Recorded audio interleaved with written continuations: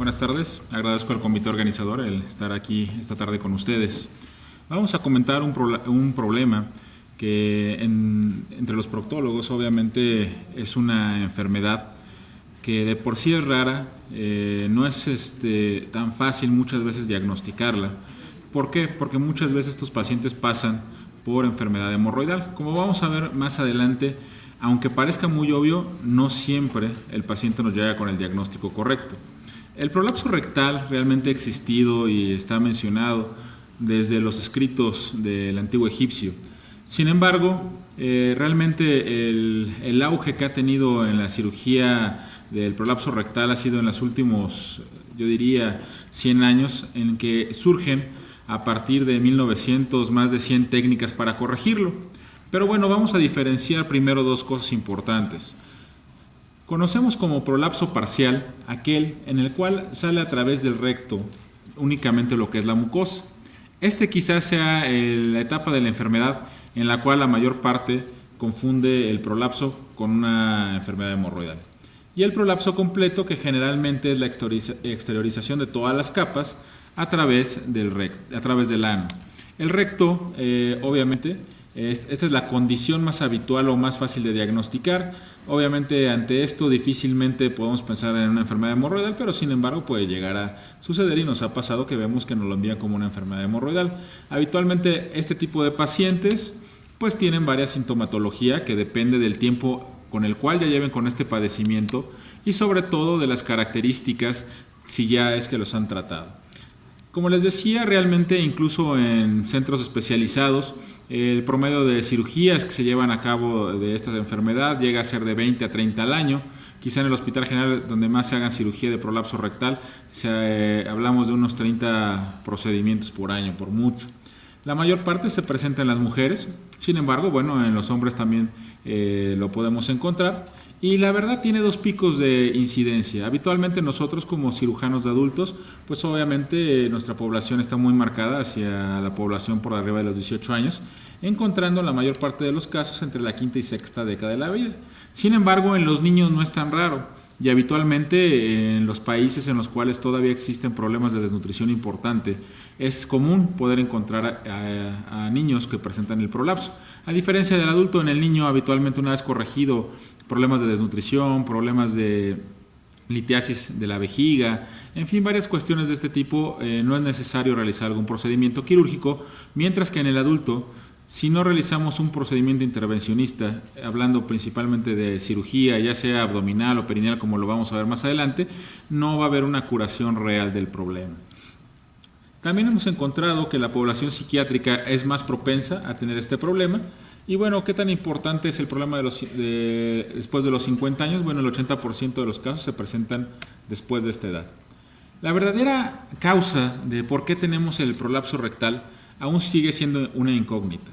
Realmente se han propuesto bastantes teorías, muchos defectos, en fin, un sinnúmero de situaciones en el adulto que no sabemos si realmente son la causa del problema o son una consecuencia de los casos avanzados de prolapso. Dentro de las causas que se han tratado de identificar está la pérdida de horizontalidad del recto, un fondo de saco de Douglas generalmente muy profundo, un colon sigmoide redundante, alteraciones o laxitud en los medios de fijación del recto, la debilidad del piso pélvico.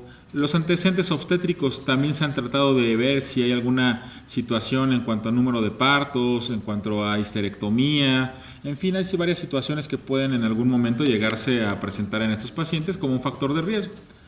Y bueno, ¿de qué hablo cuando tenemos todas estas situaciones que pueden dar causa al prolapso?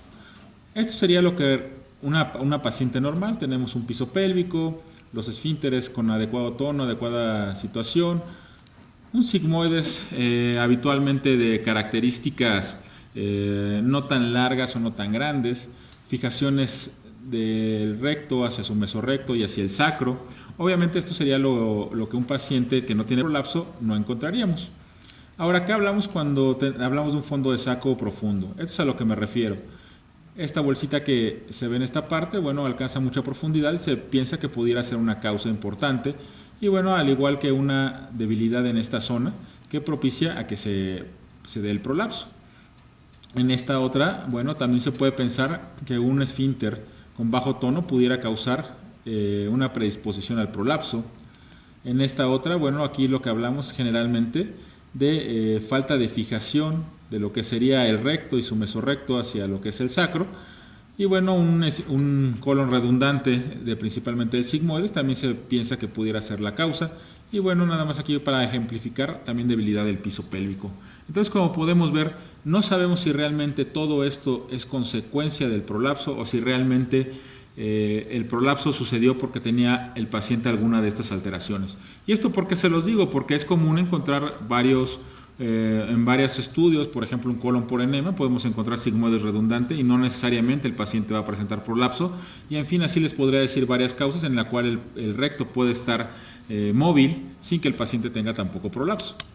Hay otras teorías que surgen posteriormente, lo que surge a mediados del siglo pasado. Hablamos de las teorías de Snellen, en la cual la teoría de la intussuscepción empieza a tener bastante auge. Lo que hablamos generalmente en esta situación es que hay un punto en el recto en el cual está fija una zona y va a empezar el colon a meterse por dentro hasta prolapsar. Entonces, bueno, como podemos observar en estas diapositivas, la progresión de la enfermedad en algún momento puede ser realmente subclínica, esto es que el paciente no tiene ninguna alteración, para posteriormente empezar con problemas de sintomatología de estreñimiento, y obviamente puede ser tratado por mucho tiempo como un estreñimiento funcional, como falta de toma de fibra, líquidos, en fin, hasta que ya realmente el paciente comienza a notar la salida del recto. Hay muchas veces que este tipo de diagnóstico no es tan fácil y obviamente pueden tardar varios años a que se presente ya la total salida del recto, y obviamente el diagnóstico pues será mucho más sencillo. Como les decía, la manifestación principal, ya la mayoría de los pacientes nos llegan con esta sintomatología, que es la protrusión reductible, cuando el paciente hace esfuerzo.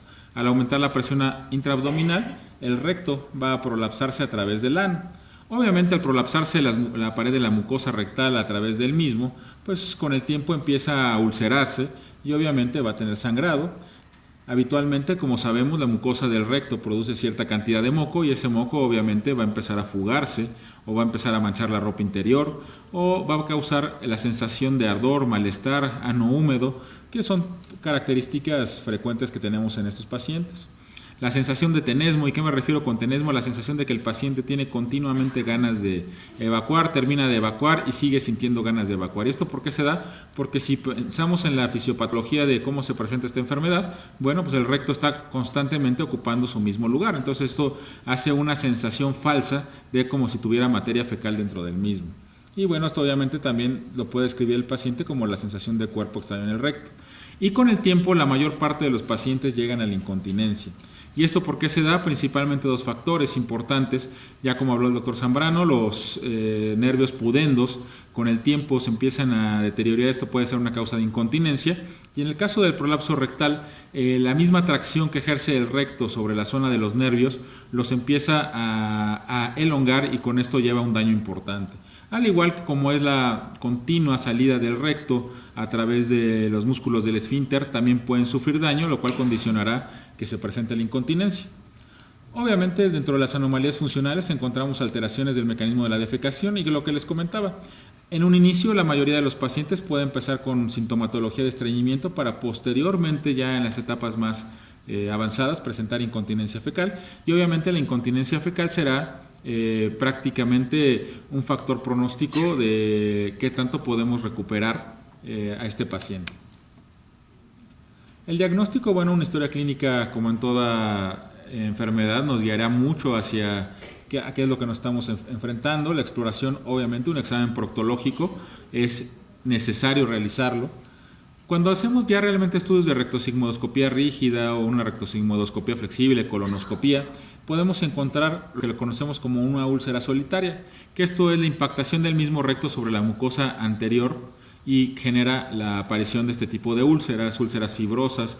Generalmente cuando se toma una biopsia de esta zona nos reportan que corresponde a fibrosis, y esto, bueno, es un dato a veces en el cual suponemos que el paciente tiene un prolapso, pero no lo vemos tan claramente porque no hay salida de toda la pared del recto, pero al encontrar este tipo de lesiones podemos suponer que el paciente tiene un prolapso oculto o lo que les decía en etapas iniciales, que aún no vemos todas las capas por fuera del ano. Algunos estudios que podemos solicitar al paciente, pero estos yo les diría que bueno, ya es cuando suponemos que tiene el prolapso o incluso cuando ya es muy evidente, no tanto como para un diagnóstico. Lo que les comentaba, el prolapso oculto, que es cuando todavía no se hace evidente la salida de todas las capas del recto a través del ano, una defecografía puede servir bastante bien.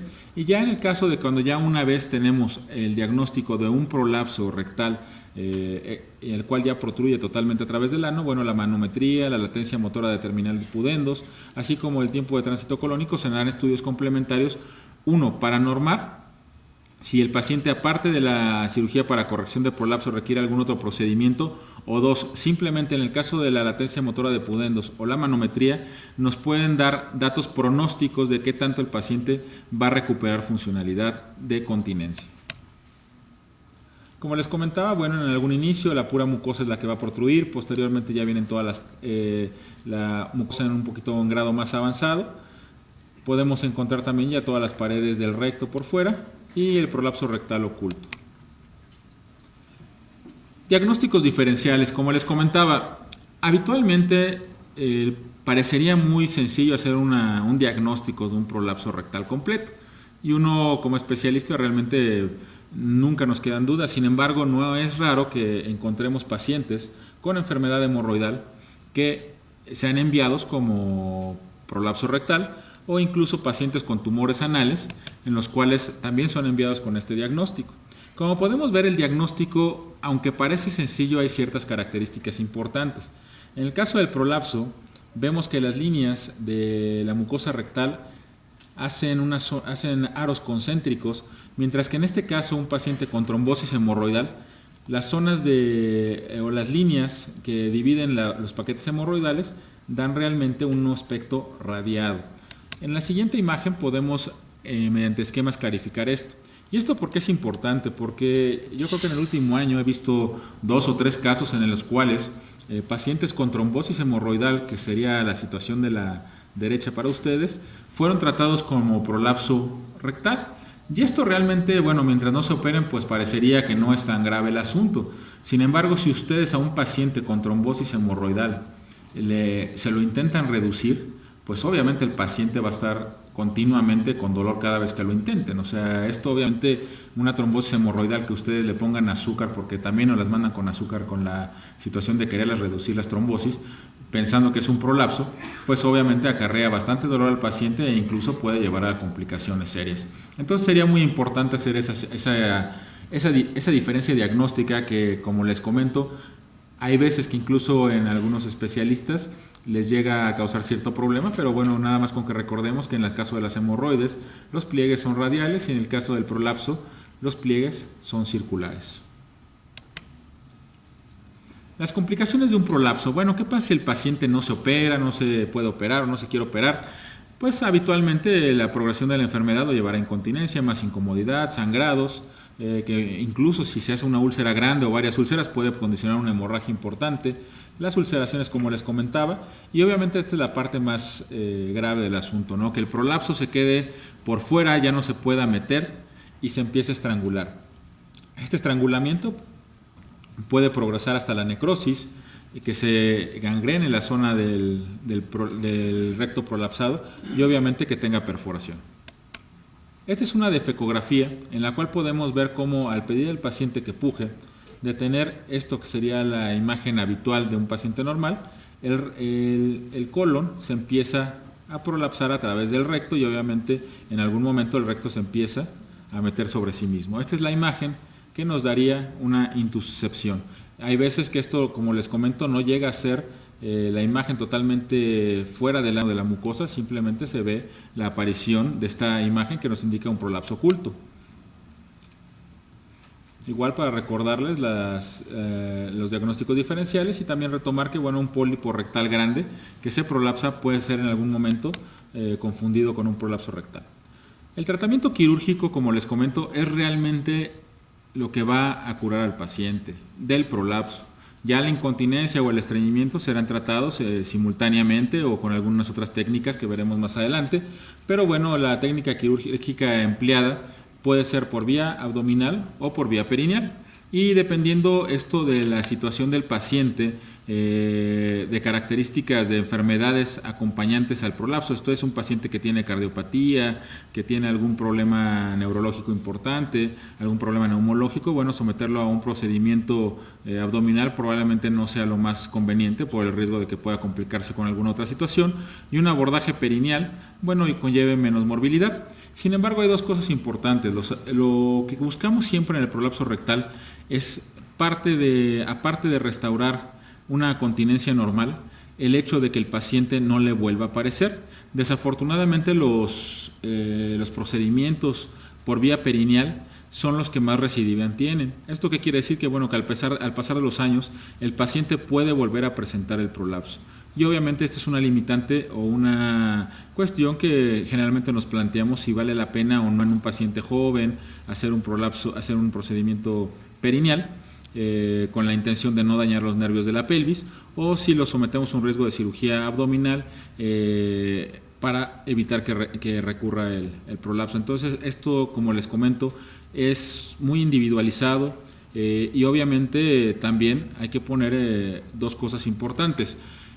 Que el prolapso rectal finalmente, si recurre, tendremos que emplear una nueva técnica quirúrgica. Dependiendo de la primera técnica quirúrgica que hayamos utilizado, puede ser complejo el siguiente abordaje. Entonces, bueno, esto nos hace muchas veces replantear cuál es la mejor opción para el paciente. Esto ya lo vieron ahorita con el doctor Zambrano también, lo que es el procedimiento de Tirch, que aunque se utiliza en incontinencia, también fue de los primeros procedimientos con mayor empleo para reparar los prolapsos.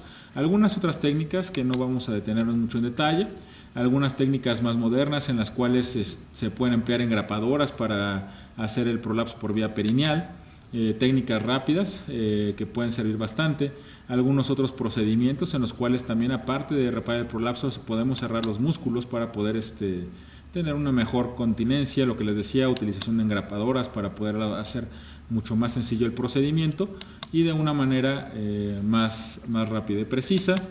Y bueno, realmente aquí en técnicas podemos hablar de más de 100 técnicas y generalmente sabemos que cuando existen tantos procedimientos quirúrgicos es que realmente ninguno ha dado buenos resultados. Cuando se sabe que un procedimiento quirúrgico es el ideal para una enfermedad, pues obviamente se empleará ese único o dos, ¿no? Pero en prolapso rectal, si hablamos que hasta el momento habrá más de 100 técnicas descritas para corregirlo.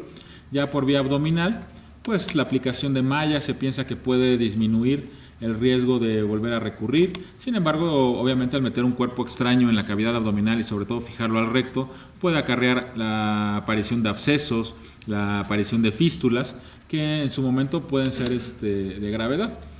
Quizá el procedimiento que tenga los mejores resultados en cuanto a recurrencia es lo que conocemos como Frickmann-Goldberg, que habitualmente hacemos una resección del sigmoides redundante, hacemos una unión del colon descendente con el recto, fijamos el recto hacia el sacro y bueno, el mismo ángulo esplénico nos aumenta la fijación del mismo. Esta técnica quirúrgica es la que habitualmente, les digo, ha dado los mejores resultados, aunque vuelva a aparecer otra vez el prolapso. Sin embargo, el llevar a cabo la disección pélvica del recto junto al sacro puede acarrear tanto problemas de sangrado importantes como lesión de los nervios a ese nivel. Y obviamente, si recordamos, los nervios que pasan a este nivel del plexo hipogástrico son los que llevan también la sensibilidad y mantienen la continencia urinaria. Entonces, un paciente que tiene este tipo de lesión puede también tener alteraciones urinarias.